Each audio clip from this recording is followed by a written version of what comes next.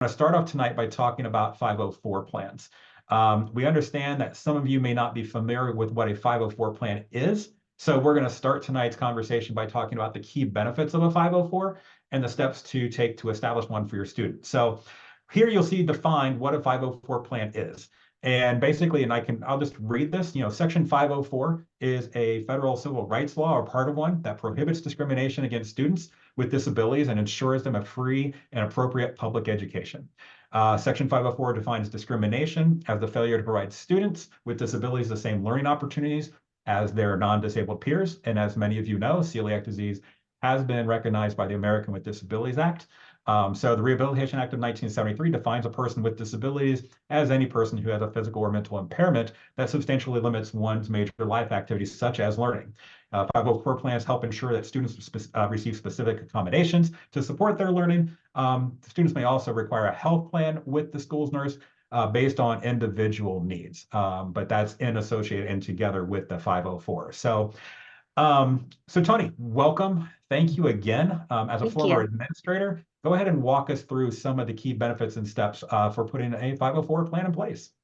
Okay, so now you know what a plan is, and there are three key benefits. The first one is keeping your child safe at school, and second is impacting their learning, and the third is the social and emotional benefits that come with their not feeling alone and knowing that other people understand what's going on with them and are looking out for them too to keep them safe.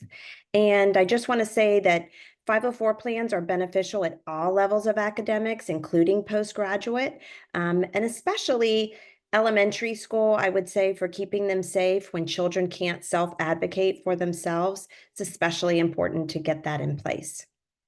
Next slide. So to talk about safety, first of all, we know, especially in the elementary school years, there can be a lot of emphasis focused on food and class celebrations. Sometimes teachers like to give candy treats and things. And although there has been a pulling away from that, especially with peanut allergies and other things on the rise, it's still out there.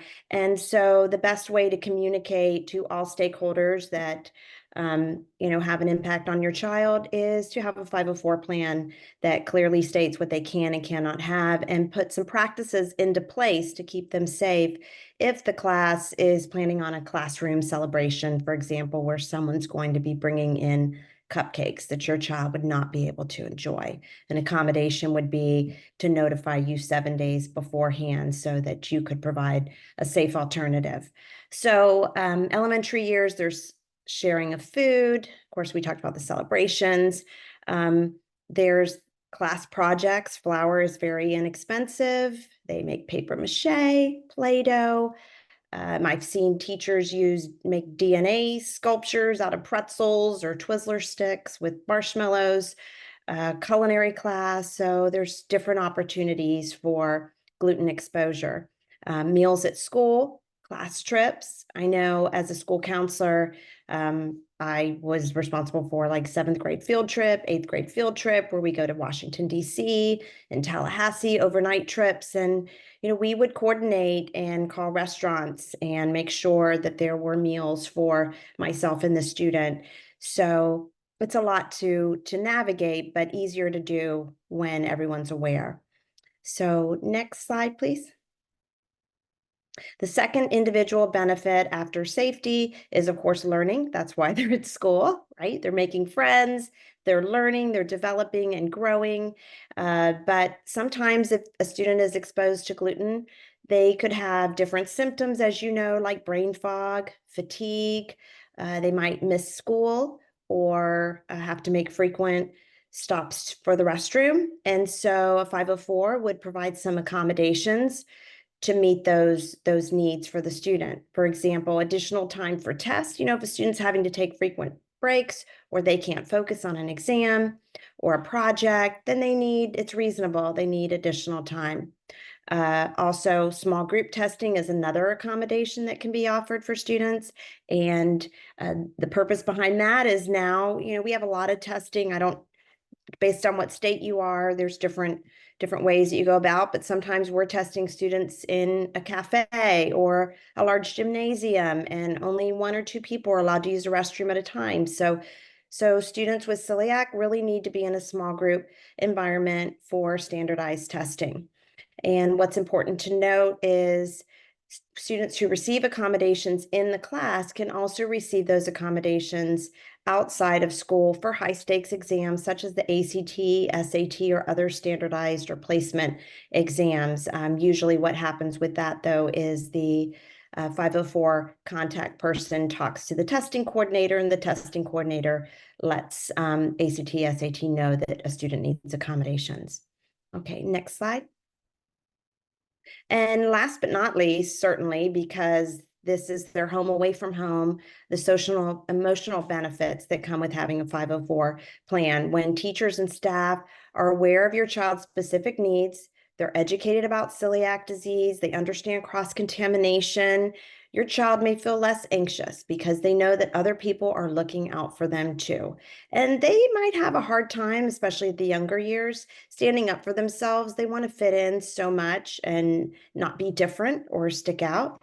And so if teachers and school staff are there to support them and they're on board and they don't have to make an issue and say things, then they'll be safer, they'll be more comfortable, they'll learn more, right? Okay, next slide. So how do you go about getting a 504 plan? Basically, you just need to request it to start the process. So different districts have maybe a little bit different way that they might go about it. Who is the 504 contact? Sometimes it's a school counselor. Sometimes it might be an administrator. You don't know until you look at your district website or you talk to your school, and they will put you in touch with the correct person. But basically, the first thing you want to do is, after you have your diagnosis, get the paper documentation for that. And after you've identified who to give the information to, you're going to request consideration for a 504 plan. And that has to be done in writing. It can be done by an email. Anything that you have, like make a little paper trail for yourself. And you just say that you want to initiate an eligibility meeting for 504 because your child has celiac disease. And sign and date the letter, send it to the coordinator. And then what they're going to do is they're going to look at your child's academic records. They're going to look at their grades, their standardized testing. They may talk to their teachers to get some information about what they've noticed in the classroom and what that child might need. And then they're going to call you and set up a time to have a meeting. So basically, what's important to know with a 504 plan, especially, well, in our state, Florida, I can tell you that it's a team approach. You're part of a team, and at the meeting, the parents there, the teachers there, there might be multiple teachers there. And if they're not there, they provide input. The school counselor is usually there. If there's a medical issue, if the reactions are severe, then the nurse would be there too. And basically, this team of people comes up with accommodations that are best for your child and what they need based on their symptoms. And it's not a cookie cutter approach. It's very individualized, although there are similar accommodations that students with celiac disease might have, such as the additional time or, chunking large assignments into manageable parts so they don't get overwhelmed if they're not feeling well. Those are just a couple examples. So one more thing I just want to point out about the 504 plan. So once you get the plan, usually everybody gets a copy of the plan, and it's reviewed every year. So every year as your child moves up in grade level, there is a 504 meeting. All stakeholders are made aware this child has a 504 plan, and so that everyone's on the same page. And usually those same accommodations will stay in place. However, if you need additional, or he's not using an accommodation, then that can be taken and changed and revised. And another important thing is that when you have a 504 plan, if there's ever a problem, you feel like one of the accommodations aren't being met, or there's a change in teachers, now this new teacher doesn't know what my child needs, you can request a meeting, and they'll go ahead and do that too. Okay, so the big thing with the plan is it's communication. Is communication in writing. Everybody has a copy of it. Everybody understands what the child needs, and then you can have a better year because um, there's always going to be challenges with every school year with any student, and having a 504 plan can really help you and your child navigate to get the right, you know, best foot forward kind of thing. Okay, thanks. So Tony, thank you so much. There's been this is a touch point for a lot of people. We've gotten a lot of great questions, not only before the webinar, but coming in during the course of your conversation and your presentation there.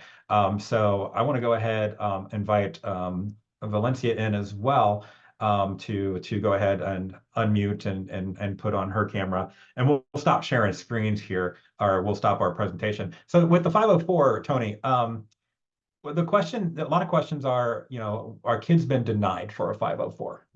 Maybe they've done a health plan and they're adamant that that's going to be fine, or the school says your child doesn't need one.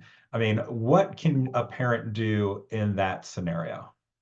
Well, I'm not sure on under what situation that a teacher might say they don't need it, maybe just based on what they've seen. But the big thing with the celiac disease, I think this is about educating the teachers. They may not see the need for it at the moment because the child hasn't been exposed to gluten.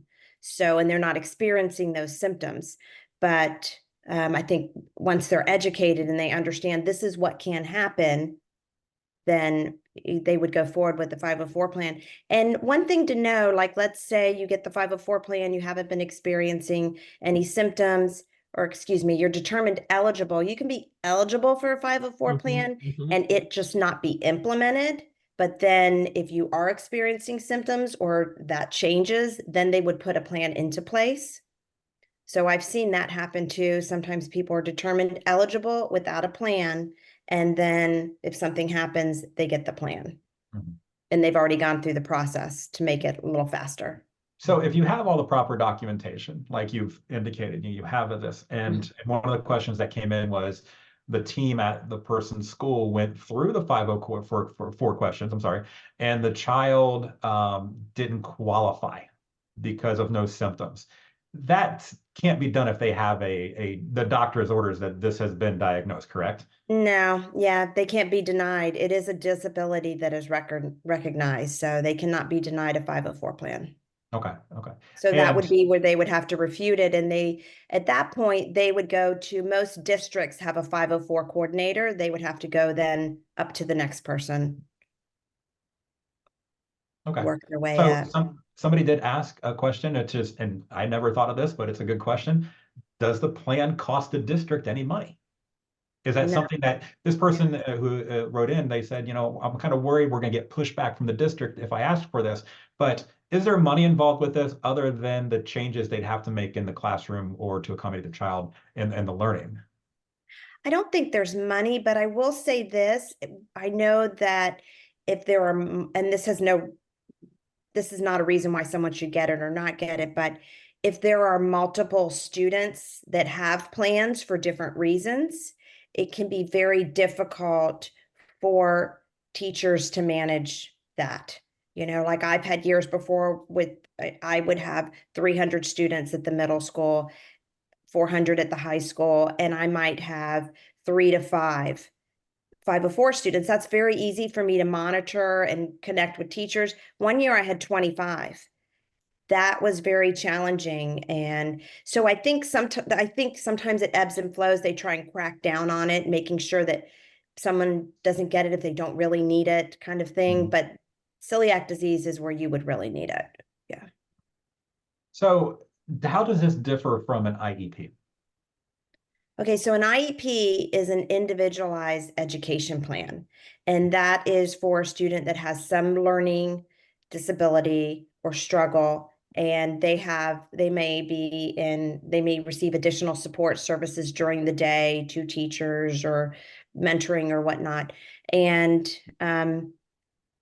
that's different than a 504 plan, because a 504 plan, the barrier that could be to learning is just the disease and the Mhm. symptoms of the disease after gluten exposure. So this has been handled differently, I think, in different districts, but usually in our district, if a student has an IEP and they're already receiving services, they don't receive a 504 plan, but the accommodations that they would be given in the 504 plan are addressed in their IEP. So it's still met, they're still monitored, it's still a legal document saying this is what the student needs. It's still covered, yeah. Okay. So how does that work? So somebody had written in and said their daughter had an IEP already set up for academic needs Mm-hmm. because of ADHD. Mm-hmm. And most of the discussion they've heard is about adding to the 50 to the IEP, but do they have to have a separate 504 for this than they have set up already for other factors? No, they don't have to have a separate 504. They would Okay. have they could request an IEP meeting, and usually those are done yearly also, and they have reviews. They could request an IEP meeting to address the celiac disease and the accommodations that they may, if they have attention deficit, they may already be receiving the accommodations that they would already for, but they can request a meeting, an IEP meeting. Okay. Okay. Yeah. So Mhm. Valencia, Jen, welcome both of you into the conversation as well. Um, t- can you give me, like, Valencia, Jen, either one? I'd like to hear from both of you. The experience with your school system. I know Valencia being a teacher and having your children have to go through this. Has the 504 plan been something that's been a smooth process for you? Have you seen hangups, and especially with you, Valencia, in teaching students, and you, Jen, you have a new student who is by herself in terms of when she was initially diagnosed. How hard is that to come into a school district and say she needs a 504 for celiac disease if she's the only one? So I'll leave it to Valencia. Let's go with you first in terms Okay. of what you've seen in your school district. Well, luckily for me, I am a teacher. So pushback that normal parents would probably get, I will not get because I know how to advocate for my children and I know the law. I mean, it's a legal document. And that's why some of the schools probably are trying to tell you to do just a health plan because they know that this is a legal document. And if something happens to your child, on one of these field trips or wherever, the school is liable. So that's probably why they are saying, oh, let's just do a health plan. But the 504 plan, my children had the celiac disease and other illnesses, asthma, eczema. My daughter wears hearing aids. So from elementary, I've always been in this 504 IEP space. But for the celiac, when the child misses school because they ate something, that's when I think it was most important for me because of the getting the work that they needed to make up, if they were in the hospital because they ate something. That is the major thing for me, as everything, making sure they're safe at school. But when they got to the point where they were missing a lot of school because of this, that 504 ensured that I got everything I needed. And there was no discussion of anything, as it related to them missing work, missing school, having the time to redo work and get things in. And Mhm. that is why you have to fight because it's a legal document. You Yeah. cannot let them tell you, but every school district is different and they're going to try to push this so that they don't have to do the work. That's the bottom line. They don't want to have to do the work. Yeah. So Jen, in terms of your daughter, again, she was new to, I guess, when she was diagnosed. She was the only one in her class. How is that process and setting up a 504 with that school system? It was absolutely challenging. They definitely gave me pushback trying to send me to the nurse's office to set up a health plan. In my mind, I didn't know what to expect. I had a new diagnosis. I had a child with stomachache who missed about 3 weeks of school. So they were already kind of annoyed with me, I think, to begin with. There was no precedent set by other parents setting up 504 plans, at least not in recent years. So to them, they were like, oh, I know this kid with celiac disease. She doesn't have a 504 plan. Why do you need one? And I wanted to insulate my child from further troubles. First of all, making sure she's safe, as you mentioned earlier in your slides, making sure the curriculum doesn't introduce gluten without my knowledge, for example, in art class or in science projects. So we can kind of get ahead of that. I didn't ask for a whole lot, but there's a lot on paper, if that makes any sense. So I wasn't really asking them to put in effort. I asked them to protect me. For example, if my child wanted to go to the bathroom, which we didn't know if that would ever come up as an issue. But if she wanted to, she can just go. She has to be able to wash her hands when she wants to. All of those things that they might just say, no, no, no, just use hand sanitizer. We don't have time. Let's get to the next thing. So they definitely they didn't see the justification initially. So I had to push. And I think that's what we're seeing, not only with the questions we received, but this is the conversation that people are chiming in on the question and answer session over here on the button. And they're like, my school's pushing back. My school says, I'm a nurse and I have 2 kids and we don't need this. I mean, what's the parent's rights in that situation? I mean, they're advocating for their child in that point. This is a document that has to be accepted by that school, correct? Correct. Yeah, that's all it comes down to. They have to accept it. They have to accept it, and they also have to train their staff about the allergies, especially they just have to do it. They don't have a choice. And you as a parent has to make sure you got to stay on them. And teachers are really, especially in the elementary, I had some great teachers in elementary. It's that one teacher that child is with all day long, and they learn what's going on with your child, and they want your child to succeed, and they don't want to see your child sick. So most times the teacher will help in the process as well. The teacher can urge the administration, come on, we really need this child. We got to do right by this child. Yep. So just one more question, then we're going to turn the mood of this around. I know we're talking about 504s and the seriousness of it, but going back to school is a fun thing. So we have to make sure that we touch on some of the fun stuff too. Private schools, 504, it doesn't matter if it's a public or a private school, or am I wrong in that thinking? Anyone? No? Well, if private schools are receiving some funding too, yeah, they have to recognize and follow the 504 plan. They may not have a 504 contact. They may not be trained in the 504. Now that's a whole other issue. I was a private school counselor for a while, and I was the first one they ever had. And fortunately, I'd had counseling experience that I would do the 504 and all of that, but they might just not be educated and there has to be some training that goes on with that. I think that's the key word, education. There has to be that education of, this is what this is for. This is how my student is affected by this scenario. And I think, it's hard because, as we know, celiac disease has so many symptoms to it.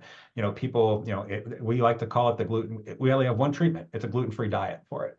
And so rather than gluten-free diet, we call it a gluten-free treatment. That's something that, I think we should kick around, because I think that puts it more perspective of what needs to be done for those kids. So again, it's an advocate thing, and people should know what a 504 is, but it does differ in many ways than the health plan and other things that they can put into place.